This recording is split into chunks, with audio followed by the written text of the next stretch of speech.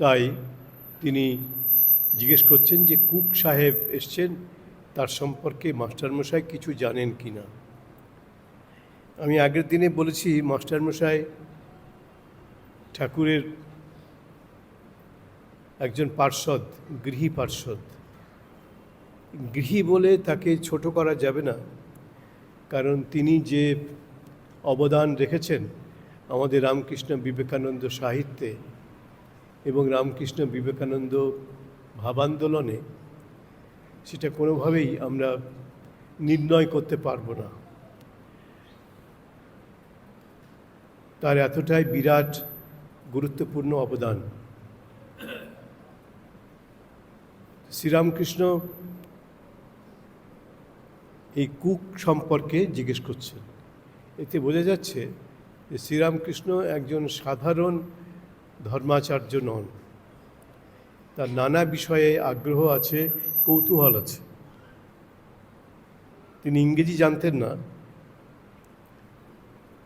সংস্কৃতও জানতেন না, শুনেছি হিন্দিটা নাকি ভালো জানতেন।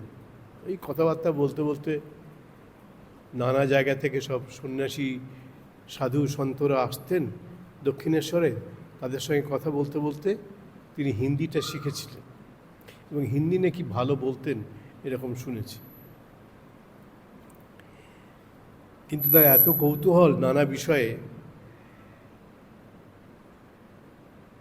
ইংরেজি তো জানতেনই না, ওই দু চারটা শব্দ শুনেছেন তখনকার লোকে বলতো।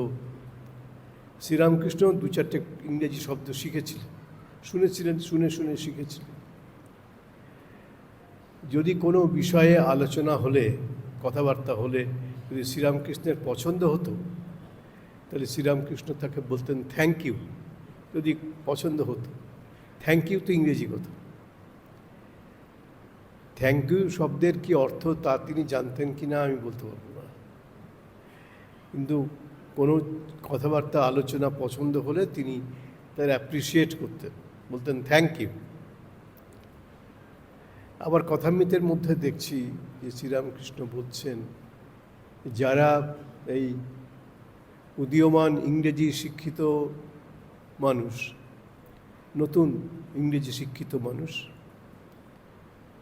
তাই ইংরেজি কথায় কথায় ইংরেজি বলে। তখনকার দিনে তো এটাই খুব চল ছিল, কথায় কথায় ইংরেজি বলা।